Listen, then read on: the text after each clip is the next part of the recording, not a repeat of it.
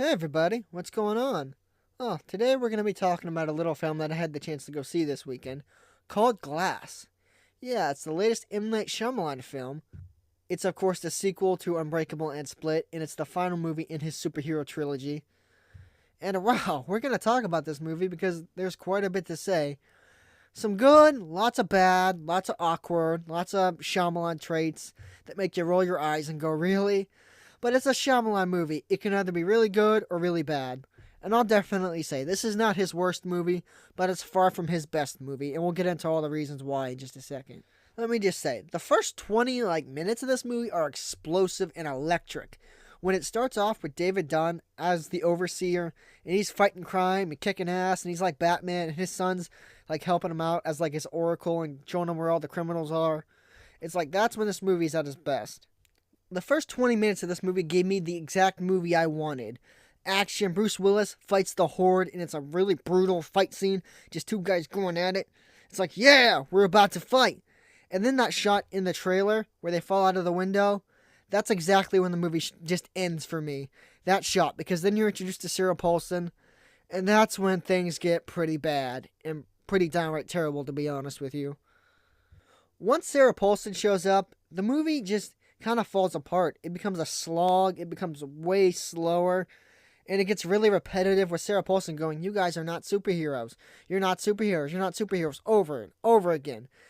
And it's bullshit because we've already had 2 movies with these guys. We know they're superheroes. So this just feels utterly pointless. And it's really disappointing. And it's so not the movie that I wanted. Out of all the movies he could have made with Unbreakable and Split and merging those worlds, why this one? Why did we even need Sarah Paulson to come into the saga? It makes no sense. Alright, I love her in American Horror Story, but she did not need to be in this movie. This movie literally could have been just Elijah Price escapes from the asylum and teams up with the Horde, and now David Dunn has to stop them. That could have been it, and that would have been enough for me. That could have been the entire movie. And the choice he made to make the movie this way just baffles my mind. And you know what would have been really cool? What if Elijah's mom was his accomplice the entire time and then broke him out at the beginning of the movie? How awesome would that have been if she had been in and on it the whole time and she had manipulated him into thinking that he was like this superhero being that was going to take over the world? How cool would that have been? How awesome of a twist. And then we just left with this? Ugh. And speaking of Glass, for a movie called Glass, it's not really as focused on him as you'd think it would be. At least from what the trailers led us to believe. For much of the movie, he's just quiet and sitting in his chair, pretending to be pretty much a vegetable, just out of it.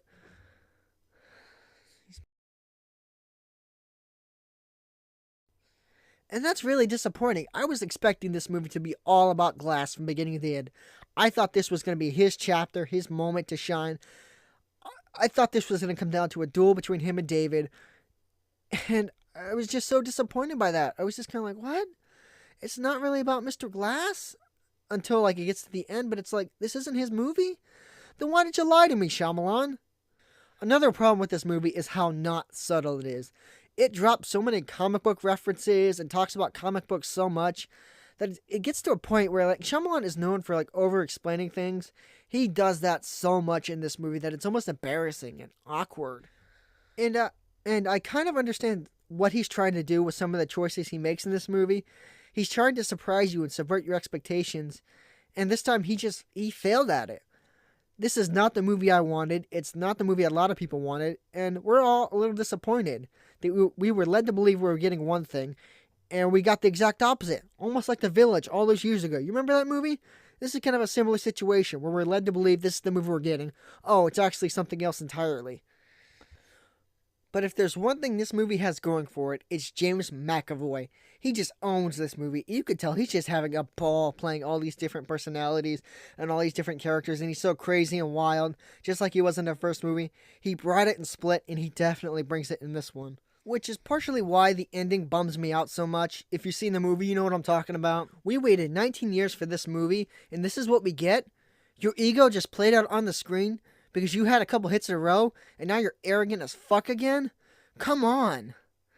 Seriously, there are choices and scenes in this movie that are just a special kind of stupid.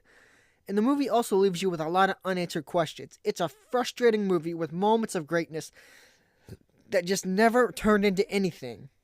To me, it's really disappointing and frustrating because I do love Unbreakable, and the way it just leaves the story, I said it before, but it's just so disappointing, man. I can't believe that this is where this story was going. Is this the way he always planned it? For real? This? It's just kind of, it leaves you really empty and disappointed. Anyway, those are my thoughts on Glass. It's a very fragile movie. Haha, get it? It's certainly not M. Night's worst movie, but it's not his best. I was hoping for more, and I was let down pretty hard. Maybe you enjoyed the movie, and you could explain why in the comments. Like, share, subscribe. I'm your host, Trey Toledo. Have a fantastic day.